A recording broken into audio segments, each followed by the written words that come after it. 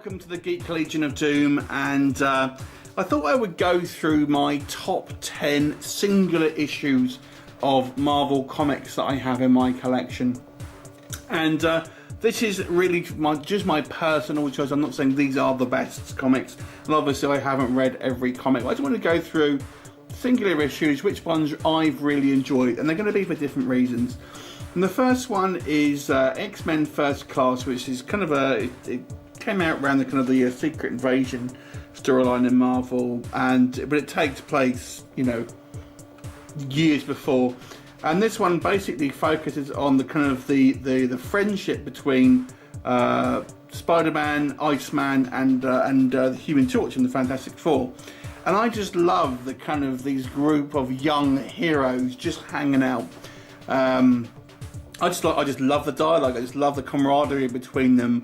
I nearly put in a comic with the Thing where he's playing poker all night. It's like, well, he's done a couple of times where he's played poker, and it's just these characters interacting, no action really. But I just love the interaction of this particular one, you know, and yeah, it's a real fun comic, to be honest with you, just because it's got some great character moments, if nothing else.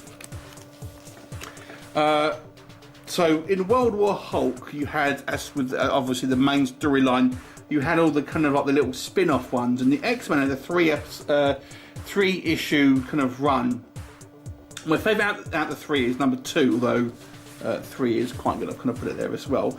And this basically where you have the Hulk fighting the entire X-Men, and it's just wall-to-wall action, and kind of the Hulk, you know, throwing down with all of the X-Men basically, and like I said, issue 3 is kind of more of the same, and you get all the kind of different factions, you know, Excalibur, you know, X-Factor, all sort of coming in basically, and it's just a great action-heavy comic. Obviously, the kind of spin-offs to the main story in World War Hulk really have no relevance. They don't really ever have any kind of lasting impact, and that's the problem with.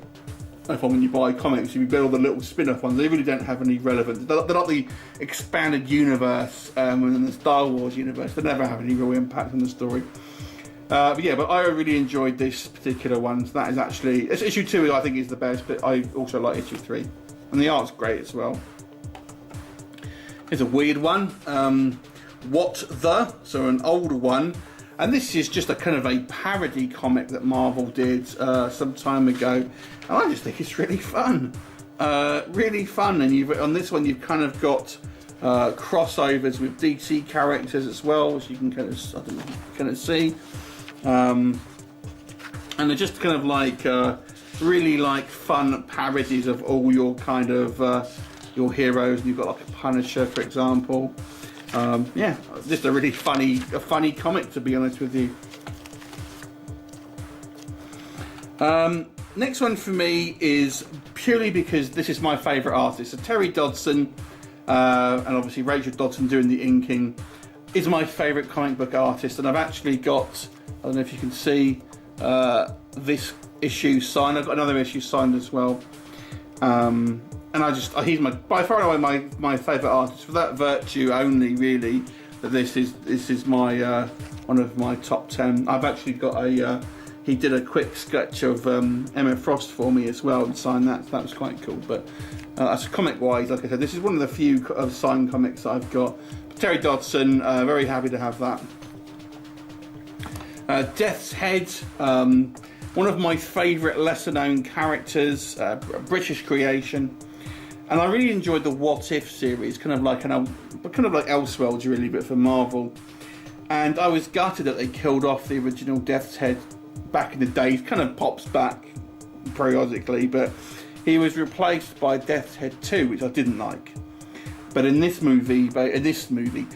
comic, he basically wins the fight essentially, and ultimately kind of sacrifices a lot of the Avengers to kind of like take the upper hand on this guy basically. So that's kind of a fun one. And you're going to see Death's Head again basically. She-Hulk is one of my, I mean, for me personally, what really kind of makes it fun for me is when I have some of my favourite characters interacting, especially ones that don't normally mix. And She-Hulk is one of my favourite characters. And here we have her tangling with Death's Head, who made very few appearances in the kind of the American comics. He was mostly relegated to the British versions. He made a couple of appearances. He was with, he was in Fantastic Four, and I think he's popped up here and there since then. But initially, before he was killed, it was just in She-Hulk, and then Fantastic Four did its own series. And here he's tangling with She-Hulk, and I love She-Hulk. Just a kind of like a light-hearted caper, basically. Then we have X-Force, and I just love this cover. Simple as that. This is in my top 10 because I absolutely love this cover. It's one of my favourite covers of all time. You know, to be honest with you, I couldn't tell you what happened in this particular issue, but just for the cover alone, I absolutely love this particular issue of X-Force.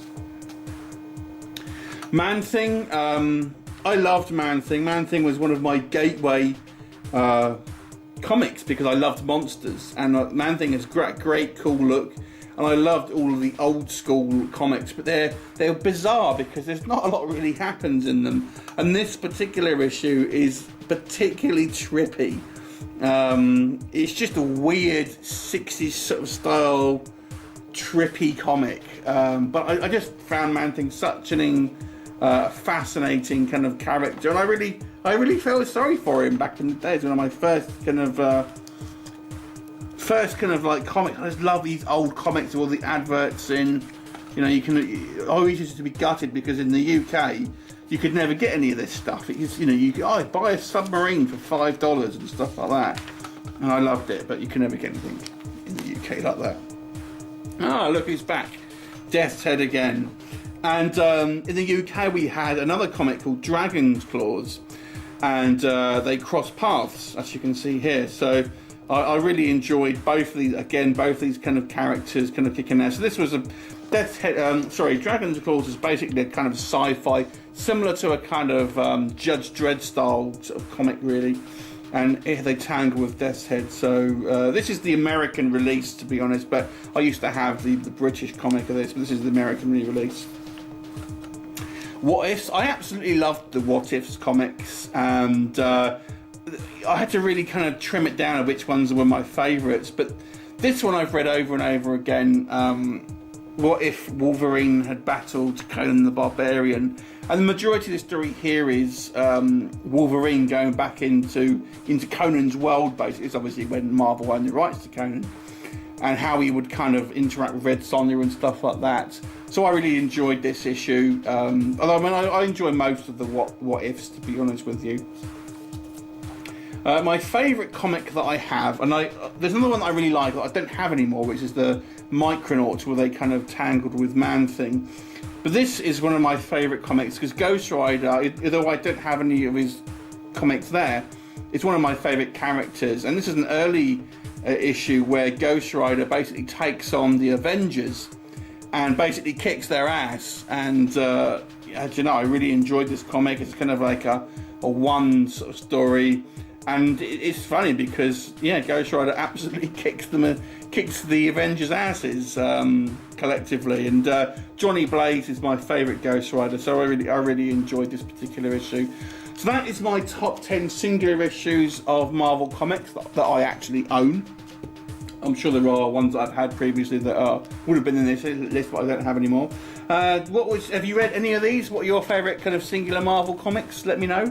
And I'll look forward to seeing you next time. Bye for now.